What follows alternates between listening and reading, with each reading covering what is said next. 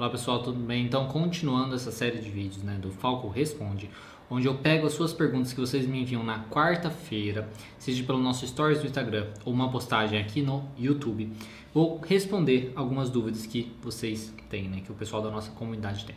Ok? Então, sem mais delongas, vamos lá. A primeira pergunta compensa cursar psicologia numa particular, uma faculdade particular, né? Bom, na realidade, qualquer curso compensa cursar em qualquer faculdade, seja particular, seja pública. O que faz o profissional, o bom profissional, digamos assim, não é a faculdade, né? E sim a pessoa. A pessoa estar dedicada, a pessoa estudar, a pessoa correr atrás e coisas nesse sentido. O que vai fazer diferença aí se você vai fazer uma faculdade pública ou uma faculdade particular é a área que você gosta, né? Se você gostar, por exemplo, da área acadêmica, né, querer fazer mestrado, doutorado e tal, acredito que sim, é muito mais fácil você fazer faculdades públicas onde você vai ter o contato já com os professores, que a gente sabe que isso, querendo ou não, faz diferença, você tem indicação e coisas nesse sentido, você já tem aquele contato ali dentro, vai poder te ajudar a seguir nessa carreira, esse é o tipo de carreira que você gosta. Agora, se for, por exemplo, focando na psicologia, para atendimento na clínica e tal, não tem diferença nenhuma, né? Você fazer pública e particular. E até mesmo, sinceramente, eu, por exemplo, fiz uma faculdade particular aqui na minha cidade, né? E comparando com algumas outras pessoas que fizeram psicologia também em faculdades públicas, tem algumas coisas que, no fim das contas, eles nem viram durante a faculdade. Coisas simples, como, por exemplo, avaliação psicológica, né? A avaliação psicológica é uma coisa que somente psicólogos podem aplicar aqui no Brasil, né? Só nós temos a autorização para isso. Então, essas pessoas que fizeram em faculdades públicas, nem tiveram contato com as avaliações psicológicas, nem viram, aplicaram e coisas nesse sentido. E 2, nem sabiam disso, nem sabiam que nós, psicólogos, temos essa ferramenta que é somente nós podemos aplicar e fazer o uso dessas ferramentas. Então, algumas vezes nas faculdades públicas podem ter algumas falhas, digamos assim, principalmente que a psicologia hoje em dia é muito focada na questão política, né, social e coisas assim, e às vezes foca muito em ativismos e às vezes esquece da questão do estudo, né, do indivíduo, das outras, da parte organizacional, da clínica, de trabalhar ali com os transtornos, né, da depressão e tal, nessas maneiras. Então, sim, né, compensa cursar em qualquer, seja uma faculdade pública, uma faculdade particular. Se é um curso que você gosta e você não necessariamente quer a área acadêmica, você pode cursar em qualquer faculdade. Agora, mas também, você também pode cursar faculdade particular e querer a área acadêmica. Só acho que é uma coisa um pouco mais, às vezes pode ser um pouco mais difícil. Como, por exemplo, na faculdade que eu fiz, não tinha lá mestrado, não tinha doutorado. Eles pensavam em colocar, mas não tinha. Aí tinha que fazer em outras faculdades, aí é um pouco mais difícil para você ter o contato com os professores. É possível? Né? Totalmente, conheço pessoas que fizeram, mas eu acho que é um pouco mais difícil. Ok? Bom, próxima pergunta. O modelo cognitivo funciona de que forma com a criança? Bom, inicialmente eu não trabalho com crianças, né? Então não sei se necessariamente tem alguma diferença. Mas o modelo cognitivo ao meu ver, igual para tudo, para qualquer transtorno, para qualquer idade, para qualquer pessoa, o modelo cognitivo funciona igual. Situação, pensamento automático que causa então reações, que é um comportamento, uma emoção e uma resposta fisiológica. Como a gente vai trabalhar nesse modelo cognitivo, aí pode sim ter a sua diferença, porque às vezes as crianças não vão ter a capacidade assim de se questionar, de ver se aquele pensamento é falso ou não, e coisas nesse sentido, porque ela não vai ter essa habilidade ainda, esses pensamentos um pouco mais abstratos, coisas nesse sentido. E aí o uso às vezes de jogos, de baralhos, coisas assim, pode ajudar nesse trabalho. Então, o modelo cognitivo funciona da mesma maneira. Como você vai trabalhar em cima desse modelo cognitivo, em cima dos transtornos do problema, pode ser diferente, porque a criança às vezes precisa de uma coisa um pouco mais lúdica, né? Mais criativa, né? Assim, partindo do terapeuta, ok? Como eu não trabalho com criança, eu não sei dizer exatamente qual é a diferença, tá? Desculpa se eu não pude responder isso da maneira que você gostaria.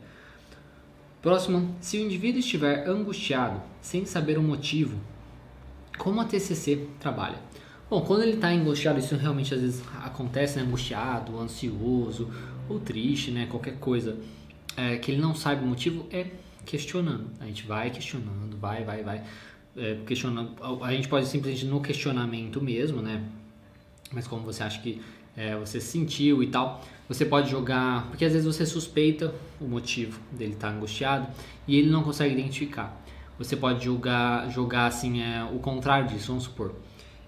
Se ele ficou muito angustiado depois de uma prova, sei lá, do resultado de uma prova, e ele não sabe o porquê. Você suspeita que é porque ele foi mal na prova. E ele foi mal na prova, né? E você suspeita que é isso, só que ele não consegue falar isso, identificar. Você pode jogar ao contrário, é porque você foi muito bem na prova? Ele fala, não, nada a ver, eu acho que é porque eu fui mal na prova. Então, isso pode ajudar a identificar. Outras coisas que podem ajudar a identificar é se, vamos supor, depois de uma situação, ele começou a se sentir angustiado, ele não lembrar exatamente o porquê e tal, você pode fazer uma imagem mental, né? Voltar a fazer ele lembrar das sensações físicas que ele teve ali naquela situação, fechar os olhos, voltar naquela situação como se ele estivesse lá e perguntar o que está passando na sua cabeça, o que fez gerar tudo aquilo. Então, existem aí algumas estratégias. Às vezes, você pode fazer tudo isso também e ainda não conseguir identificar. E aí, com o tempo, é deixar mesmo de lado um pouquinho isso, e com o tempo aí o cliente vai aprender a identificar mais os seus pensamentos e tal, e entender por que ele sente como ele sente e age como ele age. Ok? Próxima, indicação de livros de TCC sobre distúrbios sexuais. Bom, eu não tenho nenhum livro assim que eu poderia falar para você, nossa, esse é o melhor livro sobre isso e tal. Só que tem uma autora, né, uma professora, eu não sei se ela é professora e tal, que chama Aline Sardinha, que ela é terapeuta cognitiva e ela trabalha muito com essa área da sexualidade. Tem até um livro dela, né, que chama Terapia Cognitiva Sexual, né, uma proposta integrativa na psicoterapia da sexualidade. Talvez esse livro possa te ajudar. Não tenho certeza, não tive acesso ao livro, mas eu imagino que possa ajudar com algumas coisas sobre a questão da sexualidade e alguns distúrbios sexuais.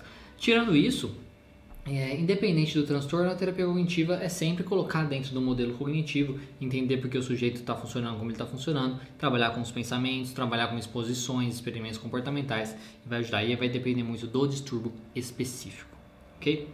Bom, próxima pergunta. A TCC trabalha com o passado do indivíduo ou foca no presente? Bom, o foco da TCC é no presente, né? A gente foca no que está acontecendo agora com o sujeito, né? Com o cliente, o que aconteceu algumas semanas atrás, o que vai acontecer em próximas semanas que às vezes está causando alguma angústia nele, coisas assim. Só que nós também falamos um pouco sobre o passado para tentar entender aí por que às vezes o cliente é daquela maneira. Então às vezes a gente vai entender assim, se o cliente é muito ansioso, entender que a mãe às vezes é muito ansiosa, a mãe que sempre falava coisas assim de maneiras, tem que se preocupar com tudo, as coisas têm que ser assim, ter medo do mundo e coisas nesse sentido. Então a gente vai às vezes entender coisas do passado para saber por que o sujeito pensa como ele pensa, se comporta como ele se comporta.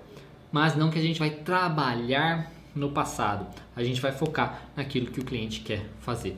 Um exemplo, por exemplo, se tem alguém que foi abusado, né, foi abusado quando era criança e tal, quando era muito novo, não necessariamente a gente vai trabalhar sobre isso, né, falar sobre o abuso. O que a gente vai trabalhar é o que o cliente quer fazer com isso. Eu quero aprender a aceitar que isso aconteceu, eu quero voltar a ter uma relação com aquela pessoa que me abusou, eu já perdoei ele, ou eu quero aprender a perdoar, ou quero simplesmente me afastar disso, eu não consigo me afastar dessa pessoa. É no presente, e tem lá o que causou tudo isso hoje, né, no que é o abuso, mas a gente não vai trabalhar o abuso, a gente vai trabalhar o que a pessoa quiser trabalhar, ok? Então a gente foca no presente, mas a gente também pode sim buscar algumas coisas do passado, mas a gente não trabalha no passado, porque a gente melhorando no presente, o passado acaba sendo mais uma memória, né, uma lembrança. Próximo, como a TCC trabalha a espiritualidade? Bom, nós não trabalhamos necessariamente a espiritualidade, porque isso é uma coisa muito individual, né, de cada um. Nós temos lá na nossa avaliação que nós fazemos, né, onde temos as áreas da vida do cliente, que é a área familiar, a afetiva, né, conjugal, saúde, social, lazer, enfim, temos também a área lá da espiritualidade ou religiosidade. Então vai muito de cada cliente, a gente não trabalha com espiritualidade, mas nós temos a informação de como o cliente enxerga essa questão, se ele é uma pessoa espirituosa e coisas nesse sentido, e podemos usar isso para reforçar algumas coisas, como eu já citei várias vezes. Pessoas que têm pensamentos suicidas, quando elas são mais religiosas, é melhor, às vezes pode-se usar aí da questão religiosa para impedir que ela cometa alguns atos, né? Ou pessoas que estão muito distantes dessa área espirituosa, né? Tipo, seja religiosa ou não, e ela gostaria de participar, de ter mais isso na vida dela, então a gente pode fazer um trabalho para que ela volte a ter esse contato na vida dela. Então a gente não trabalha necessariamente com a espiritualidade, isso vai se o cliente gostaria de ter isso na vida dele, e a gente sabe, querendo ou não, que hoje isso pode trazer muito benefício para a pessoa, mas muitas pessoas nem se importam com isso e vivem a vida muito bem, então não tem necessidade da gente trabalhar com isso, não é um foco da terapia, pode ser um foco do cliente, do caso específico, mas não da terapia cognitivo-comportamental, ok? Existe algum material, site, vídeo para desenvolver o questionamento socrático? Infelizmente, né? Não, pelo menos não que eu saiba, né? O que a gente faz para desenvolver o questionamento socrático é basicamente na prática. Com a prática, com aquilo que a gente ir fazendo e questionando e aprendendo com o cliente, quando a gente vê que aquele questionamento deu certo, que a gente fez o cliente refletir um pouco sobre aquilo, ou trazer uma informação nova que ele não estava trazendo, que ele não estava conseguindo lembrar, coisas assim. Aí a gente aprende que aquele tipo de questionamento deu certo e aí a gente vai aprendendo como fazer esses questionamentos, como pensar diferente, né? Tem ali uma listinha, existe aquela listinha dos questionamentos socráticos mais básicos que a gente pode fazer, que são, a gente usando aquilo lá já ajuda muito, né? Mas também depois a gente vai aprendendo com a prática a fazer questionamentos fora dali e aprender. Então não tem como desenvolver o questionamento socrático. Vai muito da criatividade do terapeuta. Uma coisa que eu aconselho é cresça, né? Cresça, se você for terapeuta ou estudante de psicologia, cresça como pessoa, basicamente. Então, se desenvolva mais, né? Aprenda mais coisas, né? Aprenda, sei lá, outras línguas, veja bastante coisa, esteja ciente das coisas da cultura, das coisas sociais, das curiosidades, tudo o que acontece basicamente na sociedade, no mundo. Então cresça como pessoa para que você tenha mais conhecimento, mais coisas, leia bastante também, mais coisas na sua cabeça e você poder ter raciocínios um pouco mais rápido e aí conseguir fazer questionamentos melhores. Essa é uma dica, mas infelizmente não existe nenhum material, site ou vídeo que possa ajudar você a desenvolver aí o questionamento socrático, ok? Uma coisa básica que a Judith fala, né, é sempre lembrar de, ao invés de falar para o cliente o que ele tem, o que ele poderia, tipo, é isso que você tem, em vez de inferir de alguma maneira assim, é sempre questionar. Então, é perguntar ao invés de questionar, né? Tipo, o que é que você tem, né? Tipo, em vez de falar assim, você tem isso. Em vez de ser, tipo, você se sentiu triste, você fala assim, como você se sentiu, né? Então, trocar sempre por uma pergunta, questionar o cliente em vez de você dar a resposta para ele. Isso é uma coisa que ajuda aí, é uma coisa básica aí para sempre testar, treinar o questionamento socrático. Próxima pergunta. Comecei a atender um paciente com depressão grave e fobia social. Dica para o tratamento. Bom, inicialmente você precisa aí direcionar, né, saber o que você vai tratar primeiro, né? Porque às vezes a depressão é causada pela fobia social, né? Então você precisa ver o que você vai trabalhar primeiro. Inicialmente, imagino que a fobia social seja o inicial para ser tratado. Não, aliás, como é depressão grave, a primeira coisa que você tem que trabalhar é prevenção aí de pensamentos um pouco mais, de como lidar com pensamentos um pouco mais negativos, prevenção de suicídio, coisas nesse sentido. Seria a primeira coisa para que eu trabalharia. Depois de feito isso, trabalharia normalmente a questão do o RPD, né, o Registro de Pensamentos Disfuncionais, para ele aprender a responder aos seus pensamentos, coisas nesse sentido. Trabalharia com a exposição, né? Que a exposição, querendo não, ia lidar com as duas coisas, por quê? Porque o depressivo às vezes não quer sair tanto, então você ia forçar ele a sair de casa, fazer coisas, e o fóbico social também não quer fazer as coisas, então ele vai se forçar a fazer coisas. Então você conseguiria trabalhar algumas coisas ao mesmo tempo. Melhorando a parte da fobia social, se isso for relacionado com a depressão, ele vai se sentir um pouco melhor, aí você vai reforçando as coisas para ele se sentir melhor, porque a depressão, querendo ou não, quando você está com mais pessoas, coisas assim, isso pode ajudar a pessoa a se sentir melhor. A atividade física, com certeza, né, vai ajudar nos dois, e principalmente se for uma coisa onde envolve outras pessoas. Então é misturando aí as coisas que pode ajudar um pouco. Mas inicialmente seria trabalhar com a questão da depressão, essa parte da gravidade, né, com os pensamentos mais pesados, suicidas e coisas nesse sentido. Espero ter ajudado, né, mas como eu não sei o caso especificamente, fica um pouco difícil de eu direcionar, assim, de dar dicas específicas do tratamento. Próxima pergunta: o que é terapia cognitiva? Como funciona? Bom, se você ainda não tem nenhum, não viu, não conhece o nosso canal, não conhece o nosso trabalho, nós temos vários vídeos aqui sobre terapia cognitivo-comportamental que pode explicar um pouco melhor. Mas basicamente, terapia cognitivo-comportamental, né, a terapia cognitiva, como ela também é chamada, é uma outra maneira, né, uma outra linha de terapia de como enxergar o ser humano e de como que nós trabalhamos, né, para melhorar os transtornos e os problemas, né, e as dificuldades dos sujeitos, né, das pessoas, né, dos pacientes e clientes. E como ela funciona basicamente, ela é baseada no que a gente chama de modelo cognitivo. O que é esse modelo cognitivo? Nós imaginamos que as pessoas funcionam da seguinte maneira: sempre há, em todas as situações da nossa vida, elas geram o que a gente chama de pensamento automático. E esses pensamentos automáticos geram então reações. E essas reações, o que acontece é que essas reações são uma emoção, um comportamento e uma resposta fisiológica.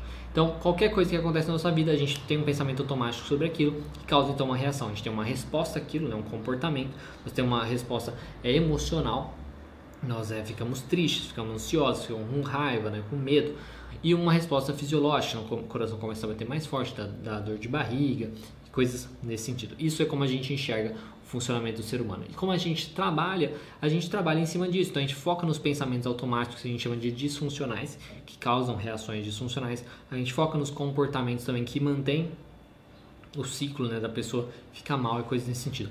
Te convido então, novamente, a você ver outros vídeos aqui do nosso canal que fala sobre terapia cognitiva, que pode explicar um pouquinho melhor, ok? E a última pergunta de hoje é: olá, sou psicólogo da base cognitivo-comportamental e gosto da forma didática que expõe os conteúdos. Gostaria de saber como a TCC enxerga o inconsciente. Tenho minhas convicções e ressalvas quanto a isso. Todavia, gostaria de ouvir de vocês. Me ajudaria muito. Forte abraço. Bom, obrigado. Bom saber que você gosta dos nossos conteúdos, como nós passamos esses conteúdos. Bom, o inconsciente, existe até um conteúdo que chama o novo inconsciente. Você pode achar na internet, até mesmo em português e tal, que explica que seria o inconsciente cognitivo que eles falam. Que basicamente, para a terapia cognitiva, pode existir esse conceito de inconsciente, e o que seria o inconsciente seria basicamente as crenças intermediárias, as crenças centrais, aonde todos os funcionamentos inconscientes, que seriam basicamente as crenças, suposições, assim, eles estão lá funcionando a todo momento, e o que acontece é que eles geram depois os conteúdos conscientes, que são os pensamentos automáticos, que vão gerar então os comportamentos e coisas nesse sentido. Então, pensando ali na questão do iceberg, né, como a gente sempre fala do inconsciente lá na psicanálise, a ponta lá do iceberg, que é o que está para fora, seriam os pensamentos automáticos, que é a primeira coisa que aparece, que a gente tem consciência daquilo. Às vezes está um pouco subconsciente, mas a gente consegue trazer para o consciente. E abaixo disso estariam então as crenças, que é aquele conteúdo ali inconsciente, né, que funcionando geram ali os nossos pensamentos automáticos. Então, para a terapia cognitiva existe sim o que a gente chama do novo inconsciente ou inconsciente cognitivo. Se você der uma procurada no Google mesmo, você talvez possa achar um novo inconsciente, e um pessoal fala isso usando a base da terapia cognitiva, que ele fala um pouco da questão da memória. As memórias implícitas também são consideradas parte desse inconsciente, que ajudam aí na questão das crenças, que ajudam aí na formação dos pensamentos automáticos, tá? Então, sim, é assim que a gente enxerga. Não sei se eu respondi a sua pergunta, mas basicamente é isso. Bom, então, pessoal, é isso que eu tinha para falar hoje para vocês. Espero que tenham gostado. Se você quiser a sua dúvida respondida, lembrando que na segunda-feira eu respondo as dúvidas lá pelo Stories, só que respondo rapidamente. as dúvidas pelo Stories do Instagram, e na quarta-feira eu mando outros Stories fazendo perguntas e respostas para responder em vídeo no sábado, como esse vídeo aqui, onde eu posso responder de uma maneira um pouco mais longa aí as suas dúvidas, tanto lá no Stories do Instagram, como também no YouTube, através de uma postagem na quarta-feira. Eu também peço para o pessoal enviar respondendo essa postagem para que eu possa responder em vídeo. Então, se você quiser sua dúvida respondida, tem essas duas opções para você. Na segunda-feira lá pelo Stories do Instagram, ou na quarta-feira também pelo Stories do Instagram, mas que será respondido no sábado através de um vídeo gravado. Se você gostou desse vídeo, dê um gostei. Se você não gostou desse vídeo, dê um não gostei. E se lembre de se inscrever no canal se você ainda não for inscrito. Ok? Qualquer coisa é só mandar nos comentários. Então, muito obrigado e até mais.